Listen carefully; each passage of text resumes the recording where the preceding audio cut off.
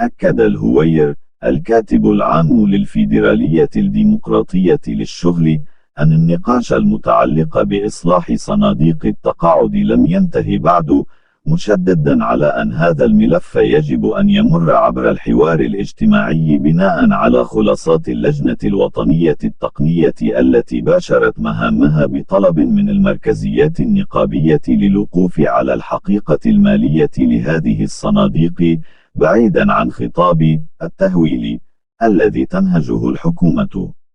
وأوضح الهوير عبر منصات صحفية إلكترونية أن هناك مبالغة كبيرة في تصوير الوضعية المالية للصناديق وكأنها مهددة بالانهيار الوشيك، معتبرا أن هذا التهويل ليس هو السبيل لتسريع الإصلاح، ومؤكدا في الوقت ذاته أنه لا يوجد أي صندوق معرض للإفلاس حاليا إذا ما تم اتخاذ إجراءات واقعية تتحمل فيها الحكومة مسؤوليتها، خاصة فيما يتعلق بملف التشغيل وتوسيع قاعدة المساهمين.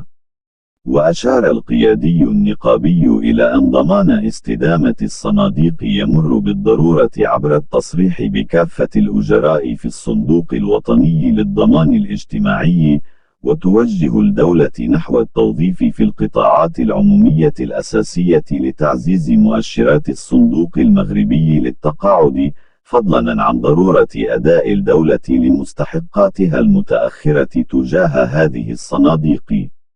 وكشف الهوير أن المركزيات النقابية ترفض أي مقترحات ترتكز على المثلث الملعون المتمثل في الرفع من سن التقاعد، زيادة نسبة المساهمات، أو خفض قيمة المعاشات، مؤكدا أن الموقف النقابي ثابت ويرتكز على 3 مبادئ أساسية تضمنها الاتفاق مع الحكومة، وهي مراجعة الحكامة وتدبير الأموال، والحفاظ على المكتسبات، وضمان عدم تحميل الأجير والموظف تبعات سوء التدبير أو غياب التوظيف.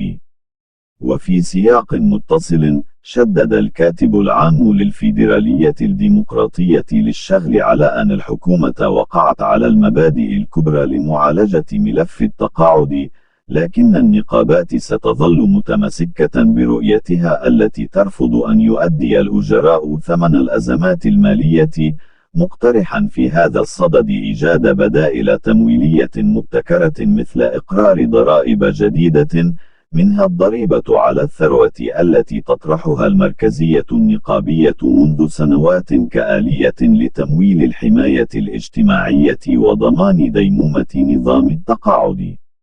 وأضاف أن اللجنة التقنية لا تزال تنتظر التوصل بمعطيات دقيقة حول الصندوق المهني لاستكمال تشخيصها الحقيقي قبل صياغة أي تصور نهائي للإصلاح.